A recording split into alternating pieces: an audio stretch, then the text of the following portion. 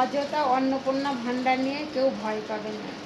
দেখুন আমাদের মুখ্যমন্ত্রী নিজে মুখে কী বলছেন, শুনলে ঠিক বুঝতেই পারবে কি বলছে। ভয় পাওয়ার কোনো দরকার নেই।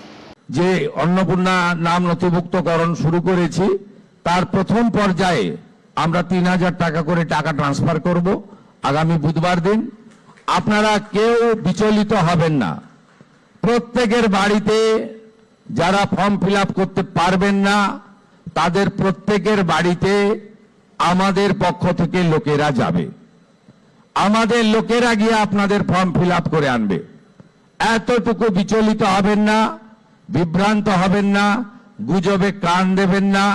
কারণ আমরা চাই প্রকৃত প্রাপকদের হাতে এই অর্থ পৌঁছাক। আমরা চাই না কোনো অভারতীয়র অ্যাকাউন্টে এই টাকা যাক। আমরা চাই না যে পুরুষদের অ্যাকাউন্টে মহিলাদের এই কর্মসূচির টাকা যাক। ইতিমধ্যে রাজ্যের বহু জায়গা থেকে অবৈধভাবে পুরুষরা যারা লক্ষ্মীর ভাণ্ডার পাচ্ছিলেন গ্রেপ্তার হয়েছেন। আপনাদের সরকারের অর্থ, এই সরকার স্বচ্ছতার সঙ্গে কাজ করবে, এই সরকার ফাইন্যান্সিয়াল ডিসিপ্লিন মেনে কাজ করবে।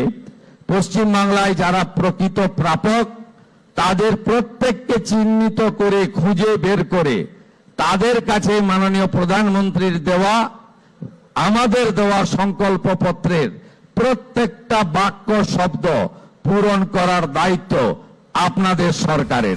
কি বললো শুনে নিয়েছে তো? অযথা ভয় পাবে না। অ্যাকচুয়ালি যারা পাওয়ার যোগ্য তারা ঠিকই পেয়ে যাবে। আর যেটা করছে আমি মনে করি ঠিকই করছে।